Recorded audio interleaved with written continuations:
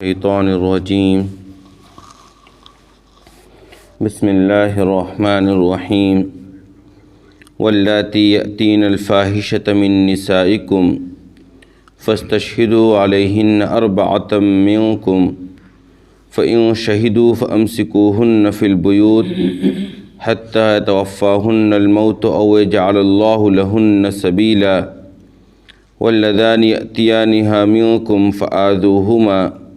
فإن تابا وأصلحا فأعرضوا عنهما إن الله كان توابا رحيما إنما التوبة على الله للذين يعملون السوء بجهالة ثم يتوبون من قريب فأولئك يتوب الله عليهم وكان الله عليما حكيما وليست التوبة للذين يعملون السيئات حتى إذا حضر أحدهم الموت قال إني تبت الآن وَلَلَّذِينَ يَمُوتُونَ وَهُمْ كُفَّارٌ أُولَٰئِكَ أَعْتَدْنَا لَهُمْ عَذَابًا أَلِيمًا۔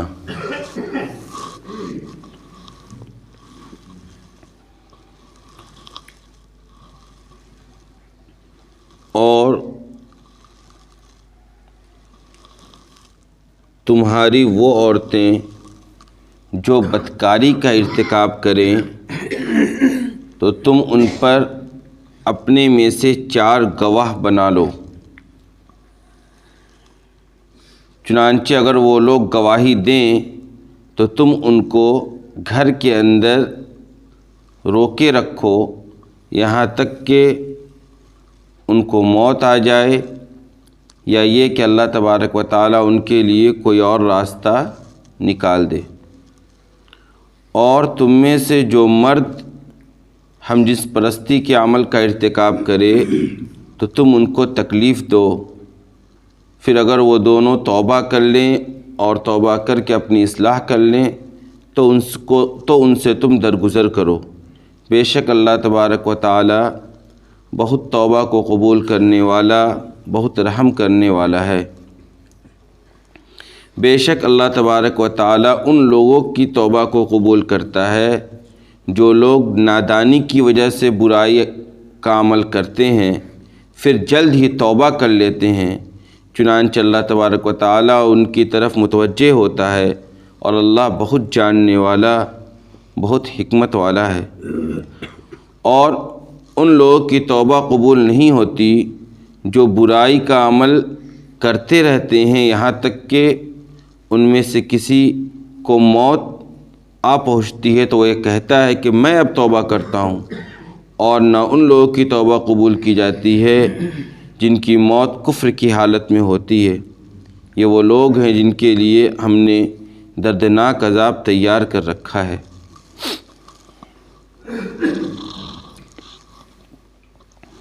آج کی جو آیت ہے اس کے اندر حکم بیان کیا گیا ہے ان مردوں اور ان عورتوں کے سلسلے میں جو بدکاری کا ارتکاب کرتے ہیں۔ سب سے پہلے عورتوں کے بارے میں بات کہی گئی کہ اگر کسی عورت کی طرف سے بدکاری کا ارتکاب پایا جائے تو اولاً تو جس عورت کے اوپر یہ الزام لگ رہا ہے تو اس الزام کے لیے سب سے پہلی شرط یہ ہے کہ کم از کم 4 مرد گواہ موجود ہوں۔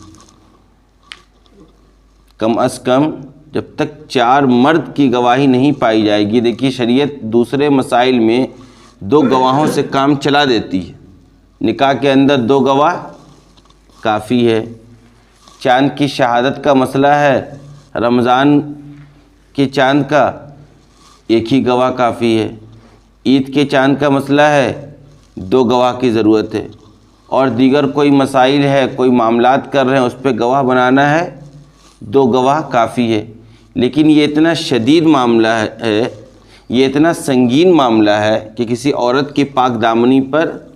دھبا لگ رہا ہے، کسی عورت کی عفت پر داغ لگائی جا رہی ہے، تو اس کے لیے کم از کم 4 مرد گواہ کا پائے جانا ضروری ہے۔ اگر 4 میں سے کوئی ایک بھی کمی ہوتی ہے تو پھر ان گواہی دینے والوں کو ہی سزا دی جائے گی کہ گویا یہ ایک پاک دامن عورت پر کیا کر رہے ہیں، الزام لگا رہے ہیں۔ لہذا سب سے پہلی بات یہ کہی کہ اولاً تو تم میں سے 4 گواہ ہونی چاہیے۔ جب 4 گواہوں کے ذریعے یہ بات ثابت ہو جائے گی کہ فلاں خاتون نے بد کرداری اور بدعملی کا ارتکاب کیا ہے، تو اس وقت شریعت نے ابتداء اسلام میں یہ حکم نازل کیا تھا۔ وہ یہ کیا تھا کہ ان عورتوں کو گھر میں مقید رکھو، ان عورتوں کو گھر سے اب نکلنے کی اجازت نہیں رہے گی، انہیں گھر کے اندر ہی اب تمہیں قید رکھنا ہے۔ اور کب تک رکھنا ہے؟ یہاں تک کہ ان کو موت آ جائے، یعنی پوری زندگی ان کو کیا کرنا ہے؟ اب گھر کے اندر قید کر کے رکھنا ہے، یا یہ کہ اللہ ان کے لیے کوئی راستہ پیدا کر دے۔ اس حکم کے اندر، اس سزا کے اندر خود قرآن نے اشارہ کر دیا کہ یا تو یہ ہو سکتا ہے کہ اللہ ان کے لیے کوئی اور راستہ پیدا کر دے، اس کا مطلب یہ ہے کہ ان کے سلسلے میں کوئی اور حکم نازل ہو سکتا ہے۔ تو جب تک وہ حکم نازل نہیں ہوتا ہے تب تک ایسی عورتوں کو گھروں کے اندر مقید رکھنا ہے زندگی بھر۔ چنانچہ آگے چل کے سورہ نور کے اندر 18 پارہ میں باضابطہ سزا کا اعلان ہوا کہ اگر اس طرح کا ارتکاب کسی شادی شدہ جوڑے کی طرف سے پایا جا رہا ہے، ایسی خاتون کی طرف سے پایا جا رہا ہے جس کا نکاح ہو چکا ہے، تو اس کو تو سزا کے طور پر سنسار کیا جائے گا، اور اگر یہ عمل کسی کنواری خاتون کی طرف سے پایا جا رہا ہے تو اس کی سزا یہ ہے کہ اس مرد اور اس خاتون کو 100 کوڑے مارے جائیں گے۔ یہی ہے اس آیت کا مطلب، او یجعل اللہ لہن سبیلا، یہ ہے کہ اللہ ان کے لیے کوئی اور راستہ نکال دے۔ لہذا اللہ نے یہ راستہ نکالا کہ ان کی سزا الگ سے متعین کر دی۔ اب یہ سزا باقی نہیں رہ گئی ہے کہ ایسی خاتون کو زندگی بھر قید میں گھر کے اندر رکھنا ہے۔ اس کے بعد کہا کہ اگر یہ عمل ہم جنس پرستی کا عمل اگر مردوں کی طرف سے پائے جائے، 2 مردوں کی طرف سے پایا جائے اگر اس طرح کا عمل، تو وہاں کیا کرنا ہے؟ کہا فآذوہما، ان دونوں مردوں کو سزا دی جائے گی۔ اب سزا کیا دی جائے گی؟ تو اس سلسلے میں شریعت نے باضابطہ متعینہ طور پر کسی چیز کو طے نہیں کر رکھا ہے کہ یہ سزا ہوگی ایسے مردوں کے لیے، بلکہ فقہ کرام نے اپنے اپنے طور پر بہت ساری سزائیں تجویز کی ہے، لیکن اس میں سب سے صحیح موقف یہ ہے کہ جو امیر وقت ہوگا، یہ ساری سزائیں دی جائیں گی امارت اسلامیہ کے اندر، جہاں اسلامی حکومت قائم ہوگی، اسلامی امیر قائم ہوگا، اسلامی بادشاہ جہاں متعین ہوگا، اسلامی گورنر جہاں پر ہوگا، وہاں یہ سزائیں نافذ ہوں گی۔ تو کہا کہ جس امیر کے حلقے میں یہ معاملہ پیش آئے گا، اس امیر کے ثواب دید پر چھوڑ دیا جائے گا کہ وہ امیر ان کے ساتھ کیا معاملہ کرتا ہے، ان کے لیے کون سی سزا متعین کرتا ہے۔ پھر قرآن نے کہا فَإِن تَابَا وَأَصْلَحَا فَأَعْرِضُوا عَنْهُمَا، پھر اگر یہ دونوں مرد کیا کریں؟ توبہ کر دیں اور اپنی اصلاح کر لیں، اللہ کے حضور معافی پیش کر دیں، فَأَعْرِضُوا عَنْهُمَا، تو پھر ان دونوں مردوں کو چھوڑ دو، ان سے درگزر کرو۔ اب ان کے پیچھے پڑنا، ان کو تکلیف میں مبتلا کرنا تمہارا کام نہیں ہے۔ کیوں؟ ان اللہ کان توابا رحیما، کہ بے شک اللہ تبارک و تعالی توبہ کو قبول کرنے والا بھی ہے اور رحم کرنے والا بھی ہے۔ لہذا جب اس نے توبہ کر لی تو اللہ تبارک و تعالی کی رحمت کا وہ مستحق ہو گیا۔ اب تمہیں اس بات کی اجازت نہیں ہے کہ تم ان کو تکلیف پہنچانے کے در پہ ہو۔ اس کے بعد کی جو آیت ہے، اس آیت کے اندر اللہ تبارک و تعالی نے اس اصول کو واضح فرما دیا ہے کہ کب تک توبہ کی قبولیت ہوتی ہے اور کب تک توبہ قابل قبول ہے، اور کس شخص کی توبہ قابل قبول ہے اور کن لوگوں کی توبہ قبول نہیں ہوگی۔ اس سلسلے میں قرآن نے یہ اصول بنایا کہ دیکھیے، سب سے پہلے ان لوگوں کی توبہ کو اللہ تبارک و تعالیٰ قبول کرتا ہے جو نادانی کی بنیاد پر کسی گناہ کو کر بیٹھے، جو نادانی کی بنیاد پر کسی گناہ کے اندر مبتلا ہو جائیں اور فوراً جیسے ان کو توجہ ہو، جیسے ہی غفلت کا چادر ان کے ذہن و دماغ سے ہٹے، فوراً وہ کیا کرے؟ اللہ تبارک و تعالیٰ سے توبہ کرے۔ ثم یتوبون من قریب، اولاً تو عمل ان کا نادانی کی بنیاد پر پایا گیا ہو اور پھر فوراً ان کی طرف سے توبہ بھی پایا گیا ہو، تو ایسے لوگوں کی طرف اللہ بھی کیا کرتا ہے؟ متوجہ ہوتا ہے اور ان کو اللہ تبارک و تعالیٰ معاف کر دیتا ہے۔ یعنی توبہ کی قبولیت کے لیے شرط یہ ہے کہ فوراً توبہ کی جائے، گناہ کر کے اس کے اوپر جمے نہیں رہا جائے، ڈھیٹ پنے کا مظاہرہ نہیں کیا جائے، بلکہ فوراً ندامت ہو اور اپنے کیے پر پچھتاوا ہو، اور فوراً اللہ کے حضور انسان جائے اور اپنی گناہوں کی معافی طلب کرے، تو ایسے لوگوں کی توبہ اللہ تبارک و تعالیٰ قبول کرتا ہے۔ لیکن وَلَيْسَتِ التَّوْبَةُ لِلَّذِينَ يَعْمَلُونَ السَّيِّئَاتِ حَتَّى إِذَا حَضَرَ أَحَدَهُمُ الْمَوْتُ، لیکن دو صورت ایسی ہے جس میں توبہ قابل قبول نہیں ہے۔ ایک تو اس شخص کی توبہ قابل قبول نہیں ہے جو مسلسل گناہوں میں مبتلا رہتا ہے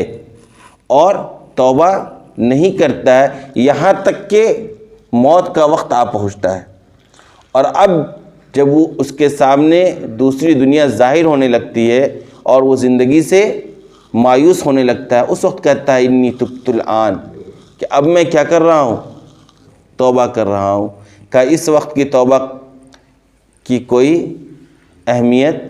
نہیں ہے اور اس کا کوئی اعتبار نہیں ہے، تمہیں توبہ اس حالت کے پہنچنے سے پہلے کرنی چاہیے۔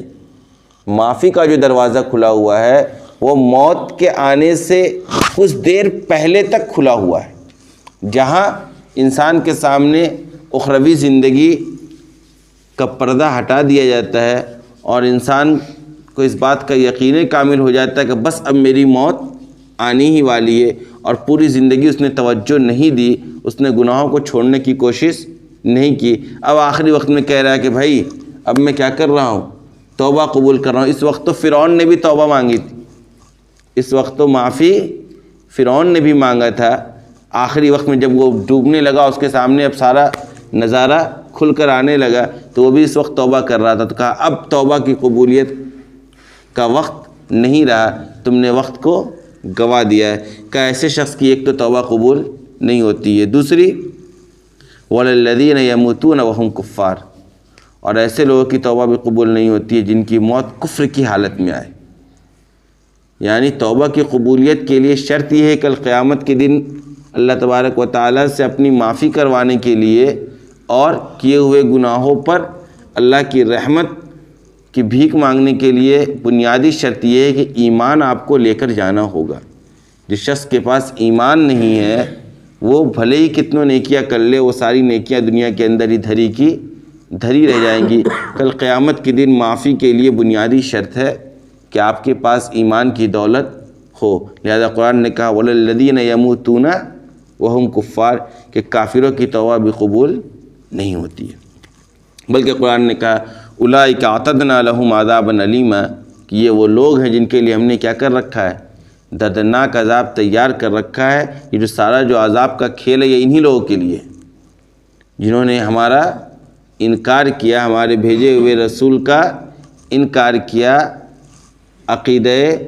بعث بادل موت کا انکار کیا، آخرت میں ہونے والے حساب و کتاب کا انکار کیا۔ ان لوگوں کے لیے ہم نے کیا کر رکھا ہے؟ دردناک عذاب تیار رکھا ہے۔ ان کے علاوہ جو گناہ گار ہیں اور زندگی رہتے ہوئے وقت رہتے ہوئے جن لوگوں نے اپنے گناہوں کی توبہ کی، میں اس کے گناہوں کو معاف کرنے